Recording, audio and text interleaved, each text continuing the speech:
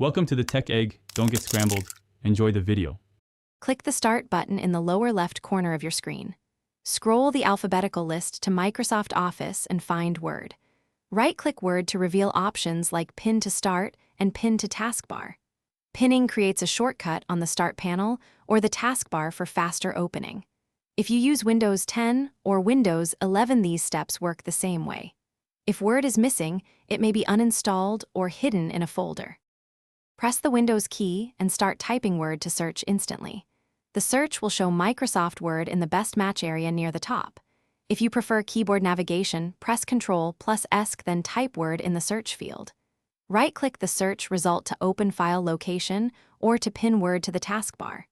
This search works on both Windows 10 and Windows 11 systems without extra configuration. You can open Word directly from these search results. Open File Explorer and navigate to your Documents folder to find Word files. Double-click any docx file to open it in Microsoft Word if installed. If double-clicking does not open Word, check Default Apps and set Word as the default. Docx Handler. If Word is missing, reinstall it from the Microsoft Store or sign into your Office 365 account to download Office. Follow the installer prompts and sign in with the account associated with your license. After installation, use Start or Search to open Word quickly. Thanks for watching. Consider subscribing if I helped unscramble your problems.